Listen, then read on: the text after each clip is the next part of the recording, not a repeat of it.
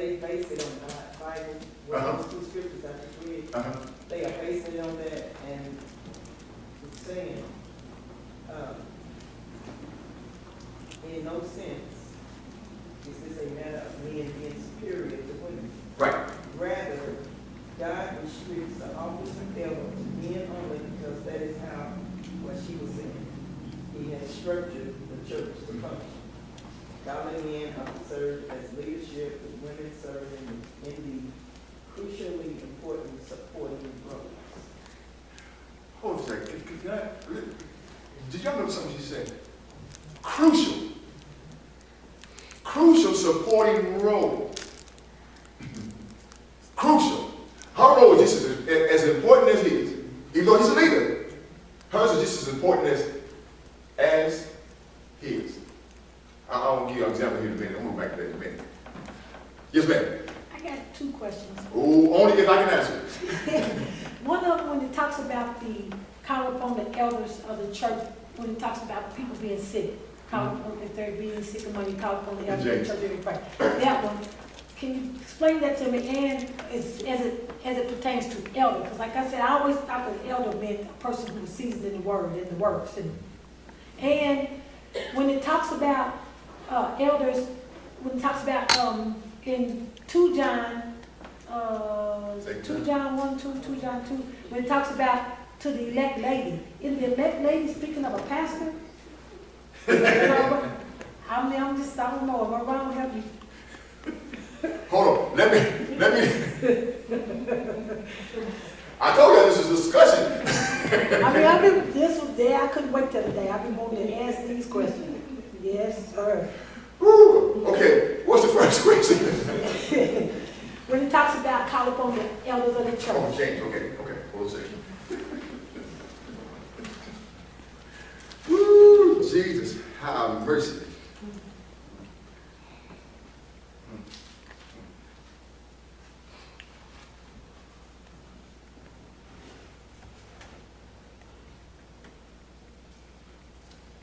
I'm going to James first and see.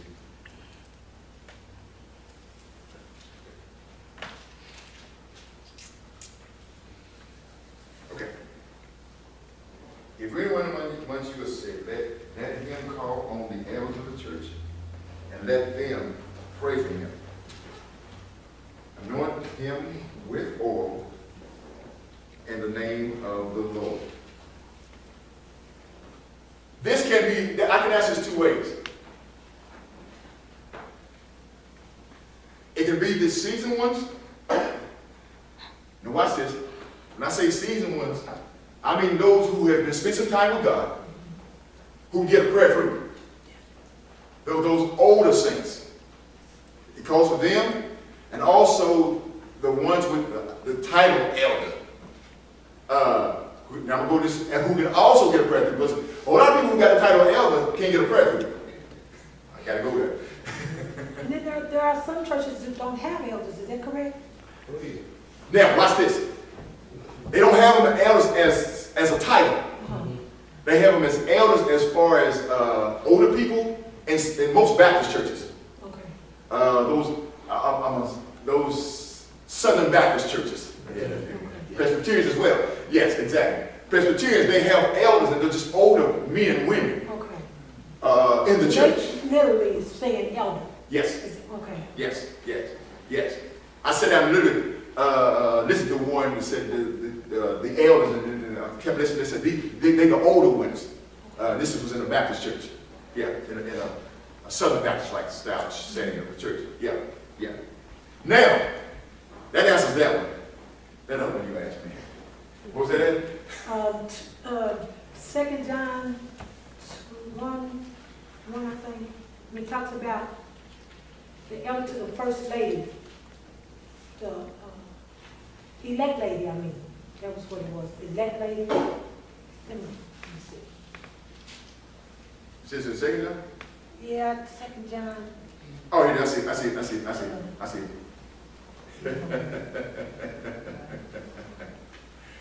Thank you, Jesus.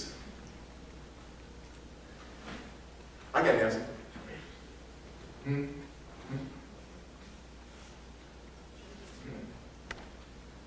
verse 1. Second John. But you go down. 2 John, chapter 1, verse 1. Yeah. And I'm going to read it. The elder to the elect lady, her and her children, I'm going to show you something in a minute, who love in truth, and not only I, but also all those who have known the truth. This, one of the meanings of this word elect is, that's it, right now. It's chosen. That's it. That's it. Anytime you see elect in the Bible, it means selected or chosen. So wouldn't that speak to call, to, chosen? I She always was thought chosen that meant to love the truth. If you read the rest of this, it says she was chosen. Now watch this. Let's go here. She was chosen. It's an elect lady. And her children, it goes all down the line to love the truth and all that. She was just chosen. When I did with the Bible class, and the instructor said, anytime you see chosen or elect, really elect, it means chosen persons. Chosen by God. It doesn't mean you have a title, it's just you chosen. Chosen. And notice it says the elder. And then it says and the elect lady. Now watch this, I'm going to give you an example. If you notice, I guess I can use it. Yes. House of God. They use elect ladies. Apostle Clark's wife is elect lady. Or they can use another term, first lady. And I was going to go with my wife. She was considered as first lady or elect lady. She really, sometimes she didn't like it. She used to tell me something, I don't like that. Being elect, first lady, and that type of thing, she didn't like it. I thought about that, matter of fact, the other day. She said, I just won't be Pam. But that's what it is, just chosen. Okay. But watch this, but to be chosen, you have to have the right lifestyle. See, yeah, we can go there anyway. Because there's some pastors whose wives are called elect lady, but they ain't really chosen to be there. Because their lifestyle doesn't call them to be chosen or selected. So I take great pleasure in saying this. Sis was chosen. And she was elected. She did not carry herself any kind of way. Oh, thank you, Jesus. We got his help. And she dressed appropriately as a first lady or elect lady.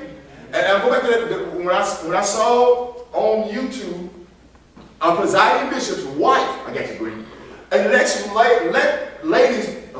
presiding bishop's wife, how she was dressed at a consecration service. It made me go all the way back, I think I said it last week, it made me go all the way back to when I was consecrated as bishop. How my wife was dressed. She dressed like a first lady. She was dressed like an elect lady. Because when you have that elect lady, that means you gotta walk up, you gotta walk the walk. You have got to literally walk the walk. And there's a lot of first ladies are not walking the walk to be called select or elect. So it's chosen. And there's a standard to that. When we talk about elect. Yeah, there's a standard. Okay, Brittany. I just want to say she had examples. Yes. Like Mother Ross. She like Mother Ross, but No, she don't. she had, her mother-in-law was an example to her. She had to carry herself. And Sister Jones is another one that just any kind of way, and you know, she conservative, type of woman. She wasn't, first lady Pamela, a rowdy person. She never, loud, act unseemly. She was not that woman of class. I see your hand. Sorry. Even when, am I gonna go there? Yeah, I am gonna go there. Hold on, I'm gonna come back to that. Go ahead, man, because I'm close with this. I'm was going to say, God's going to hold those people responsible for that. Yes. In those positions. Yes. It not only falls on the shoulders of that first lady, it also falls on the shoulders who is the head of the church. Yes. Because they know the way, they have been taught the way, and if they're following the word according to the Bible, then there is a standard that's supposed to be in place. And if they're not following that, because you're leading all of the members down the wrong path by not teaching them the correct way.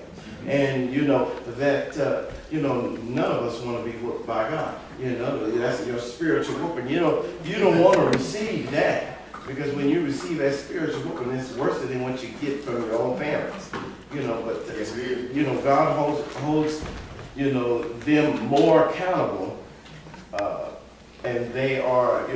And people assume that just because nowadays, like we say, we don't want to say things because we're going to offend people nowadays, and they're going to leave and go somewhere else. But and those people that are leaving, that's when they become church, as we call them, church hoppers. Because when someone touches on something that they don't believe in, they move somewhere else.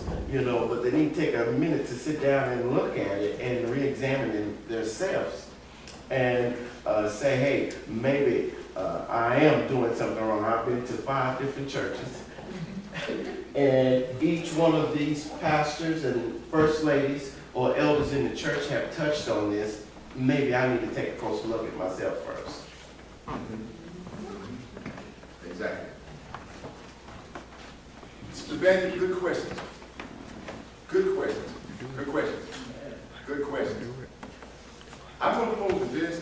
Before I close with this, I trust that we got some nuggets from this. That we've learned some things from these verses of scripture. Next week, we're going to Brandon, Minister Brandon, we're going to talk about the bishop next week. We're going to talk about the bishop next week. And she said yes. We're literally going to talk about the bishop next week. So as you get tonight, get all your information about the bishop. Get all your information about the bishop. And you'll see all this qualification and all that stuff, but get some more information. We want to talk about the bishop. And as I close, we want to look at verses. We're going to third chapter of 1 Timothy. We're going to look at verse 1, 2, 3, and maybe 4. Of this, let's do this. We're going to look at the qualifications of the bishop. That's what we're going to look at the qualifications of the bishop. Okay? Yeah. And as I close, let me go back. Crazy girl. Let me say this, and we'll go back to First Lady. Is that she taught women how to dress verbally. She taught a class on that. She taught a class on this. And I'm going to go back to the line, y'all. This is the order. When she got her information, she brought it to me and said, "How was this?" I said, "Girl, you got to go on and do your thing."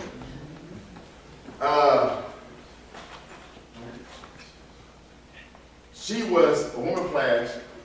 That's what drew my attention to her when we were in high school.